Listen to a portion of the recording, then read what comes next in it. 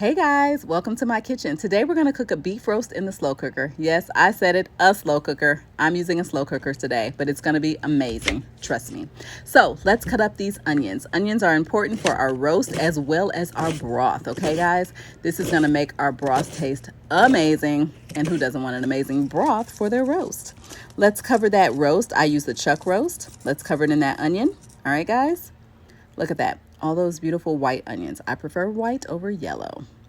Next, we're going to cut up our green bell peppers. I do use green bell peppers and not colored.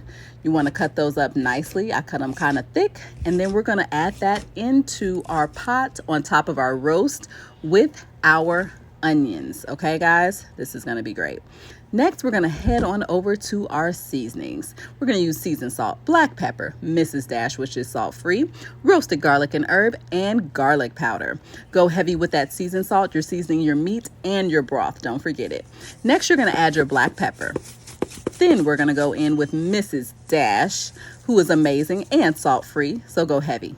All right, now add your roasted garlic and herb, and then we are going to finish it up with garlic powder. This is going to be great. All right, next, let's add your water. Cover your roast until it's completely covered. All right, remember, this is going to make a nice broth or even a gravy if you choose to do so. All right, cover that with a lid. You're going to set your crock pot on low for 8 hours if you're like me and like to cook it overnight or while you're at work, or you can set it to high for 4 to 6 hours. Your choice, it doesn't matter. All right, next we're going to make a gravy, guys. Once your roast is done, I like to turn that broth into a gravy. Add your onions to a hot skillet with oil. Let your onions brown. You want those onions nice and brown, and then you're going to add flour for your thickening. More flour, the thicker it's going to be. All right, let that flour mixture brown. Okay, now one thing that I'm going to do is I am going to show you how I use a beef base to add a little more flavor. This isn't the one that I typically use, but this is what I'm using today because I didn't make it to Sam's. All right, so we're going to add some beef base, sorry guys. And then you're going to pour the broth off of your roast, okay? Not water, the broth off of your roast onto the base.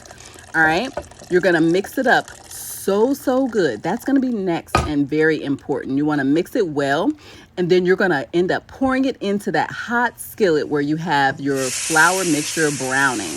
I have it on high because I want it nice and brown. Look at that nice brown color. Oh my gosh, this is going to be amazing.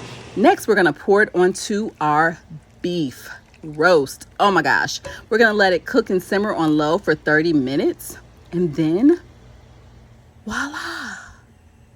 It's amazing and so tender.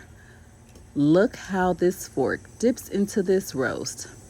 It is going to be so good. I'm going to show you how I plate now. All right, guys, so I have glazed carrots, fried cabbage topped with bacon, basmati rice, and cornbread. I put my beef onto my plate. I take my gravy and I pour it over my rice, which has some pieces of beef and onions and green peppers. Oh my God, amazing. And guess what? We're done. Thank you for cooking your beef roast with me in Anitra's kitchen. Thanks.